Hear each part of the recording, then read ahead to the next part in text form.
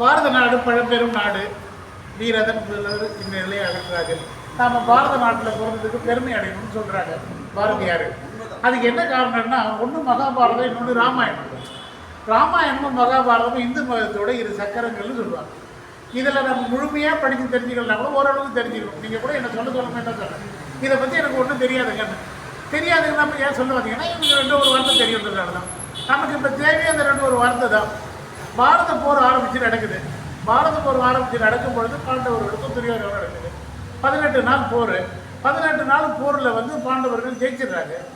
பாண்டவர்கள் ஜெயிச்சிட்ட பிறகு நாடு வந்துடுது அவங்களுக்கு. நாடு வந்த பிறகு யாருக்காச்சும் முடிசூட்டணும். யாருக்கு முடிசூட்டுறதுன்னு சபையில் ஒரு விவாதம் நடக்குது.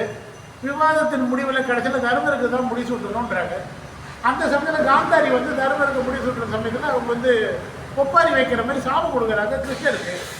கிருஷ்ணர்கிட்ட, கிருஷ்ணா நீ ஒரு காக்கும் கடவுளாச்சு, நீ வந்து இந்த மாதிரி செய்யலாமா? என்ன நான் செய்தேன்? இது எனக்கு 100 பிள்ளை இருந்து ஒரு பிள்ளை கூட எனக்கு கொல்லி வைக்கலையே. என்னுடைய வயசான காலத்தில் கண்டு தெரியாமல் நான் எப்படி வாழ்வேன்? அதுக்கு நான் என்ன செய்ய முடியும்? உன் பிள்ளைங்க செய்ததெல்லாம் பாவமாச்சு. பாவம் செய்ததும் தண்டனை அனுபவிச்சு தானே ஆகணும். என் கையில் ஒன்றும் இல்லையே. அது தர்மப்படி நடக்கிறது தான் நடந்து போச்சு. அதுக்கு என்ன செய்ய முடியும்? இருந்தாலும் எங்களுக்கு ஒரு பிள்ளையாவது நீ விட்டு வச்சிருக்கலாமே. நீ அதை செய்யலையே. நீ வந்து எப்படி என்ன மாதிரி ஒரு பெண்ணால் நீ சாபம் வாங்கி அநியாயமாக செத்து போவ அப்படின்னு அவங்க கிருஷ்ணரை வந்து அவங்க சாபம் கொடுக்குறாரு. கிருஷ்ணன் அதுக்காக தான் காத்திருந்தார். கிருஷ்ணன் நிறைய வேலை சூழ்ச்சியெல்லாம் பண்ணி தான் அவங்களை ஜெயிக்க வைக்கிறார்.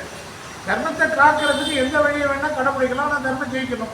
அதான் பரமாத்மாவோட நோக்கம். தர்மம் ஜெயிச்சிருச்சு. இவர் எதிர்பார்த்த மாதிரி அவங்களும் சாபம் விட்டாங்க, முடிஞ்சு போச்சு. அவங்க ஆத்திரத்தை அடிஞ்சு போச்சு. இப்போது சபையில் எல்லாம் ஒன்று சேர்ந்து தர்மருக்கு முடிசூட்டுற முடிவும் எடுத்தாச்சு. முடிசூட்டுறது யார்? அந்த ஒரு கேள்வி வருது.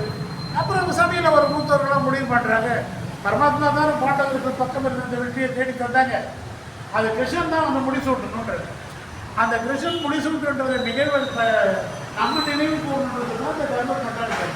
போர் முடிஞ்சு முடிசூட்டுற நாள் வந்து தர்மருடைய ஆட்சி ஆரம்பம். இப்போ நம்ம பெருமாள் கையில் மணிமுடி இருக்குது. அதை எடுத்து வந்து நம்ம அதிகாரி கையால் முடிசூட்டுவோம். இருந்து இன்னைக்கு வந்து தர்மத்தின் ஆட்சியில் நாம்